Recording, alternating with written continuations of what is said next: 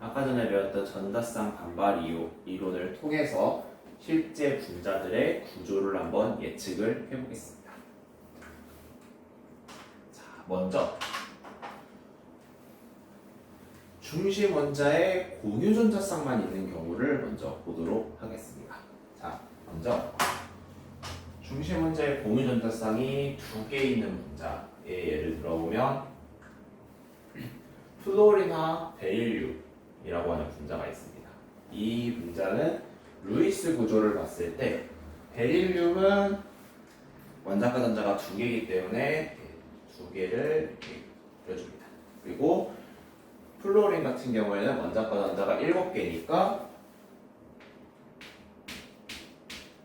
하고 이렇게 비공유 전자쌍하고 이쪽에 홀전자를 넣어주면 베릴륨과 플로린이 공유 결합을 이루는 형태로 해서 결합을 하게 됩니다.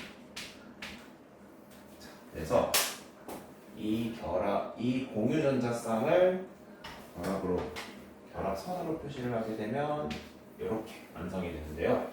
베릴륨의 경우에는 결합할 때 옥텟 규칙을 만족하지는 않습니다.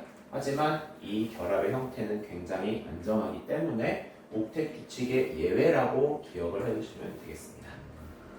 그래서 플로린과 베릴륨의 경우에는 이런 식으로 공유 전자쌍의 개수가 2개이기 때문에 아까 전에도 봤듯이 분자 모형은 직선형을 유지를 하게 됩니다. 분자 모형이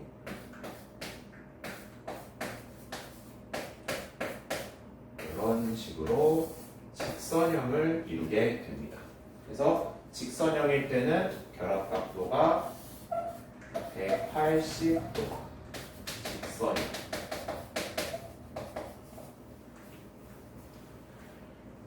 공유 전자쌍의 개수가 2개인 플로린과 베릴륨은 이런 식으로 결합각이 180도를 이루는 직선형을 유지하게 됩니다. 자, 그러면 공유 전자쌍의 개수가 3개인 3염화 금소의 경우는 어떻게 되는지 한번 보겠습니다.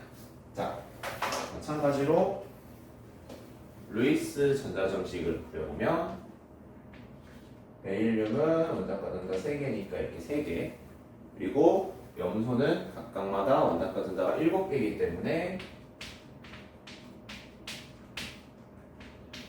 이렇게 그려집니다. 금소도 마찬가지로 결합을 할 때 그 옥텟 규칙을 만족하지는 않지만 이 상태로 굉장히 안정한 분자입니다. 그래서 공유 전자쌍을 결합으로 연결을 해주면 이런 식으로 되게 되고, 중심 원자에 3개의 전자쌍이 있는 경우이기 때문에 3염화 금소의 경우에는 이렇게 평면 삼각형 구조를 이루게 됩니다. 그래서 결합 각도는 120도. 평면 삼각형.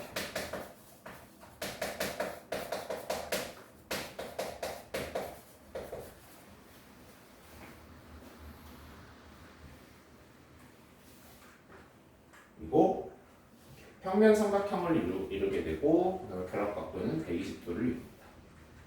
자, 그러면 공유 전자쌍의 개수가 4개의 분자인 메테인을 보도록 할 건데요. 메테인도 루이스 구조를 그리게 되면은 가운데 탄소에서 4개, 그리고 각각 수소에서 하나씩 해서 이런 식으로 옥텟 규칙을 만족하게 됩니다. 그래서 이 결합을 선으로 표현을 하게 되면 이렇게 결합을 하게 되는데, 이를 분자 모형으로 나타내게 되면 공유 전자쌍의 개수 4개, 그러니까 중심 원자에 전자쌍이 4개가 있을 때에는 정사면체 구조를 이루게 됩니다. 가운데 있고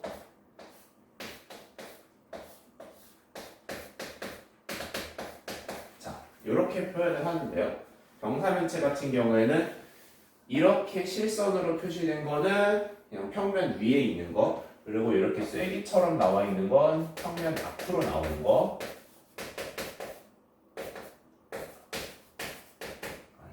평면 앞쪽으로 나오는 형태.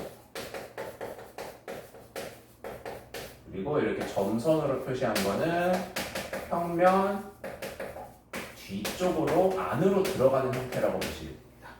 이렇게 해서 이쪽에 쐐기 모양으로 되어 있는 건 이렇게 바깥으로 나오는 거고요. 그리고 이렇게 점선으로 표시한 건 이렇게 안쪽으로 들어가는 형태를 하고 있다고 이해하시면 됩니다. 그래서 이때 결합 각도가 어떻게 되느냐? 109.5도. 그리고 이 모양은 정사면체. 이렇게 됩니다.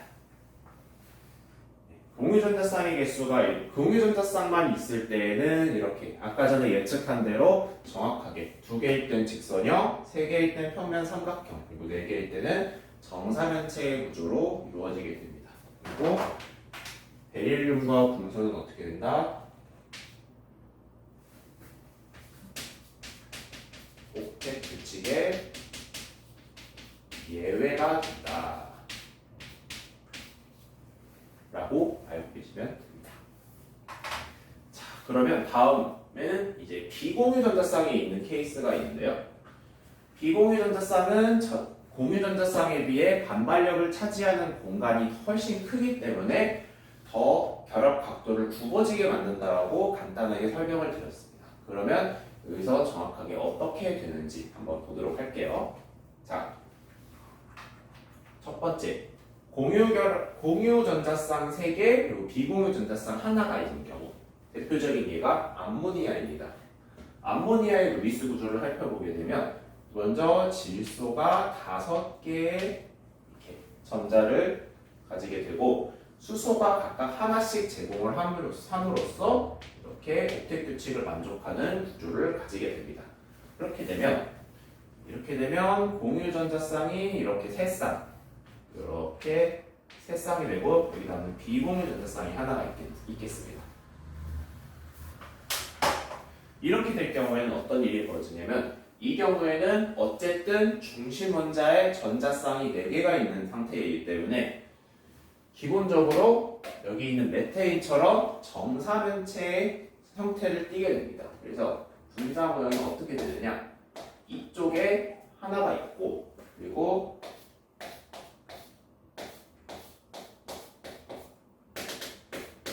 이런 식으로 구조가 나오게 됩니다. 즉 하나는 위로 이렇게 뿅 솟아있고 비공유전자쌍만 이렇게 솟아있고 그리고 수소의 경우에는 하나는 평면에 그대로 있고 하나는 바깥으로 하나는 안쪽으로 이렇게 그 그림이 나오게 됩니다. 자, 이렇게 되는 구조를 무슨 구조라고 하냐면 삼각 피라미드 형태라고 합니다. 아니면 삼각뿔. 간단하게 하면 삼각뿔. 삼각뿔형. 자, 기본적으로 정사면체에서 하나만 비공유전자쌍으로 바꾼 거기 때문에 이쪽 하나는 비어 있고 나머지에 수소가 들어가기 때문에 삼각뿔, 삼각 피라미드 구조라고 부르게 됩니다.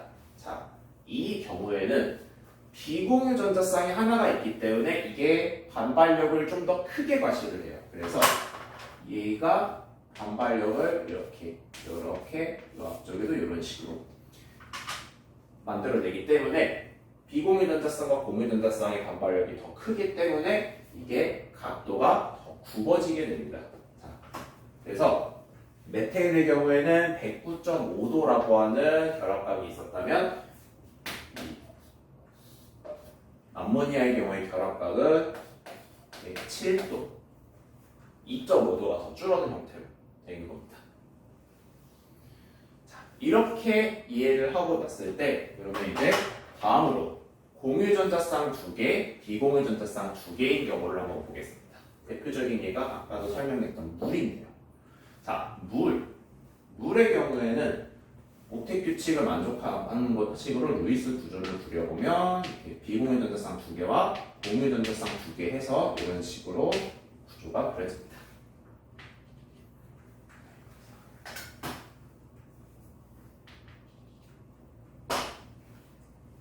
자, 이렇게 됐을 경우 분자 모형을 그려보게 되면 가운데 산소가 있고 이쪽에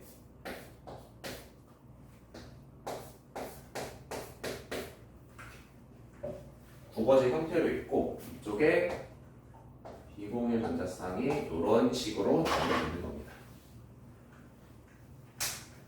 그래서 이 비공유 전자쌍이 차지하는 부피가 어마어마하게 커지기 때문에 이 비공유 전자쌍끼리의 또 반발이 훨씬 커져서 여기 있는 암모니아의 분자보다 이 반발력이 훨씬 더 크게 작용을 하게 됩니다. 비공유 전자쌍, 비공유 전자쌍 간의 반발력도 훨씬 더 커지기 때문이죠. 그렇게 되면 결합각이 더 감소합니다. 얼마만큼 감소하냐면 여기는 104.5도. 아모니아보다 2.5도가 더 감소한 모습을 볼 수가 있습니다. 그리고 이렇게 물 분자의 경우에 이름을 뭐라고 하냐?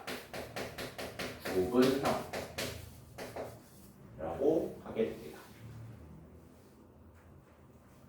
자, 이렇게 중심 원자에 공유 전자쌍만 있는 경우와 비공유 전자쌍이 있는 경우에서 구조가 어떻게 나타나는지 이렇게 할 수가 있는데요. 자, 여기서 재밌게 볼 수 있는 한 가지 특징이 뭐냐면 베릴륨, 붕소, 탄소, 그리고 질소, 산소 이들의 관계를 한번 잘 살펴보자면 베릴륨은 2족입니다. 붕소 3족, 탄소 4족, 그리고 질소 15족, 산소 16족. 붕소는 13족입니다. 네. 그래가지고 이 같은 족에 있는 이 중심 원자들은 다 같은 형태의 결합을 만들게 됩니다. 그래서 이 족은 직선형, 3족은 평면 삼각형,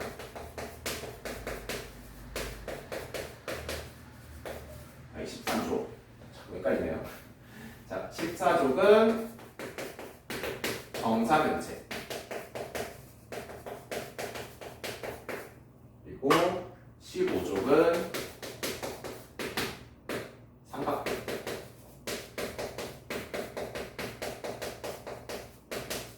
그리고 16족은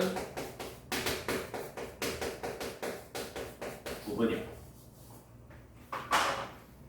이게 2족은 원자과 전자가 두 개가 있다 보니까 자연스럽게 두 다른 원자들과만 결합을 할 수가 있고 13족, 붕소 같은 13족 원소들도 마찬가지입니다. 이렇게 결합이 홀전자가 3개 있으니까 결합을 3개 할 수가 있는 거고요. 탄소 같은 14족은 홀전자가 4개니까 결합을 4개 할 수 있는 케이스고요. 질소는 홀전자 3개와 여기 비공유 전자쌍 하나이기 때문에 또 3개의 원자들이랑 결합을 할 수가 있는 거고요. 그리고 이 16족 같은 경우에는 비공유 전자쌍 2개랑 홀전자가 2개 이렇게 있으니까 2개의 원자와 결합을 할 수가 있기 때문에 이런 식으로 형태가 정해질 수가 있는 겁니다.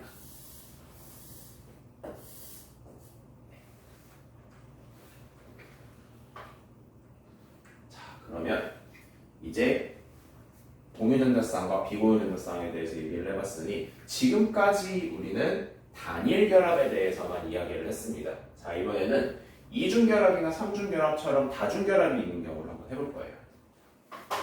자, 다중결합 같은 경우에는 그냥 한 개의 공유 전자쌍이 있다라고 생각을 하시고 분자 모형을 예측을 해주시면 됩니다.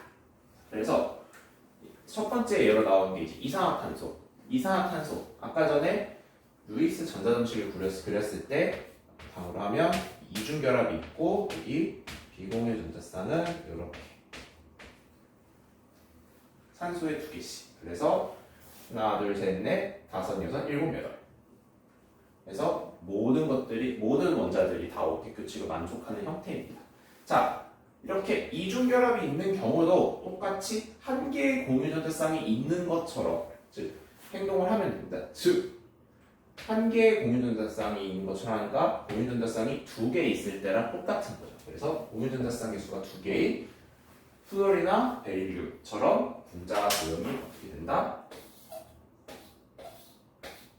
직선형이 된다. 그래서 결합각은 180도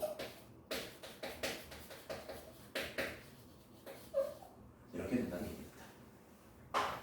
자, 그러면 다음은 이 HCl이라고 하는 거는 사이안화 수소라고 하는 물질입니다. 굉장히 독성 물질이에요. 그래서 사이안화 수소 같은 경우에는 루이스 구조를 그리면 어떻게 되느냐? 수소가 하나를 내놓고 탄소는 3개가 존재를 합니다. 탄소는 4개를 존재를 하죠. 이렇게. 그리고 질소는 5개를 존재합니다. 5개가 존재하는데, 자, 그렇게 되면 어떻게 결합을 하면 될까요? 바로 수소와 탄소는 공유전자쌍 하나를 가지고 있는 형태로 만들면 되고, 이 탄소와 질소의 경우에는 요렇게 한 쌍, 요렇게 한 쌍, 요렇게 한 쌍 해가지고 삼중결합을 이룹니다.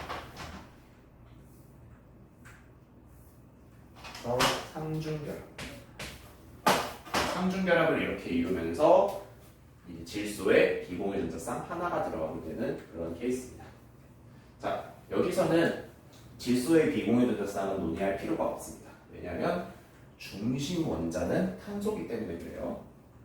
그래서 탄소의 경우에는 다중결합이 한 개의 공유전자쌍이 있는 것 마냥 행동을 하면 되니까 여기에 공유전자쌍 하나 그리고 여기 또 하나, 즉 공유전자쌍 개수가 2개인 케이스입니다. 그러면 2개는 직선이에요. 그래서 사이안화수도 마찬가지로 이런 식으로 직선형이 만들어지는 겁니다. 그래서 결합각은 180도에 똑같이 직선형.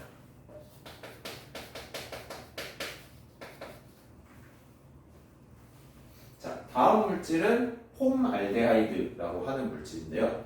폼알데하이드는 이제 포르말린이라고 해서 방부제로 쓰이는 그런 용도이기도 합니다. 그래서 폼알데하이드는 사실 굉장히 위험한 물질이고요. 그래서 폼알데하이드는 이제 HCH5로 나타내는데 얘네들의 루이스 구조는 또 어떻게 될까? 자, 먼저 수소 하나씩 내놓고요. 탄소는 4개입니다. 그래서 하나, 둘, 셋, 넷. 그리고 산소 6개죠. 하나, 둘, 셋, 넷, 다섯, 여섯. 자, 이렇게 하면 수소와 탄소 사이에는 결합이 이렇게 단일 결합으로 이렇게 만들어지고,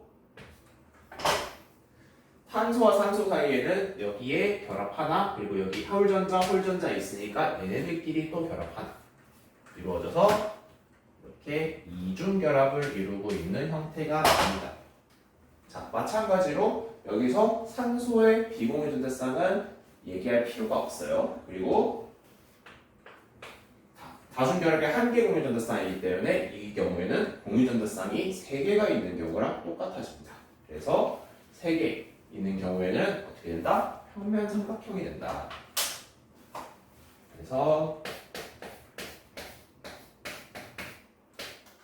이런 식의 삼각형 구조가 이루어집니다.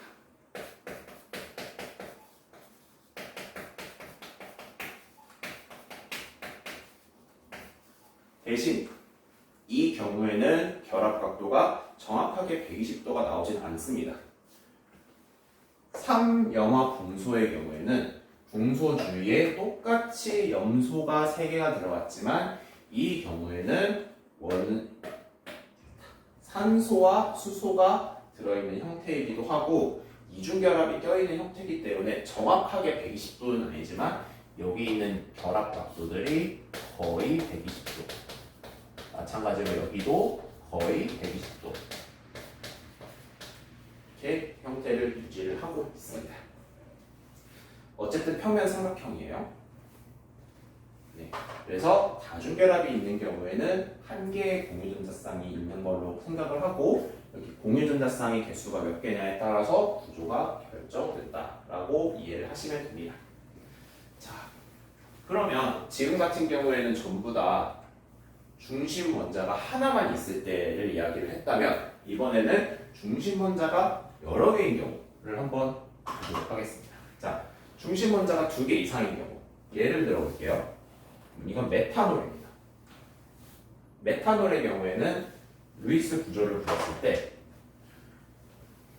자, 탄소 4개 그리고 수소 하나씩 하나 그리고 여기도 수소 하나 이렇게 하고 산소가 어떻게 되냐면 하나 둘 셋 넷 다섯 여섯 이렇게 이루어져서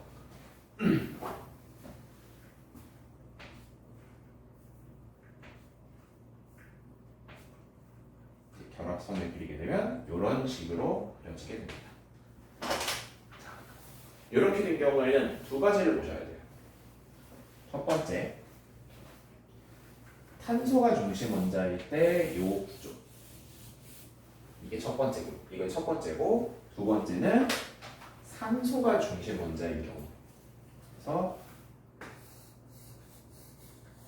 이렇게 2가지를 보시면 됩니다. 자, 우리 탄소가 중심 원자일 때에 대해서 보게 되면 탄소가 중심 원자일 때는 중심의 탄소에 대해서 공유전자쌍이 4개인 경우를 보게 되는 겁니다. 그래서 여기 있는 메테인처럼 공유전자쌍이 4개인 케이스 그래서 이런 식으로 정사면체가 이루어지는 걸 볼 수가 있어요. 왜냐?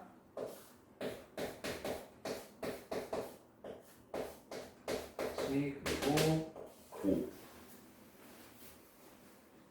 이런 식으로 정사면체가 이루어지게 되고 요걸 이제 산소를 기준으로 봅시다. 산소를 기준으로 봤을 때는 탄소, 산소, 수소 이런 식으로 보면 되는데 산소의 경우에는 어떻습니까?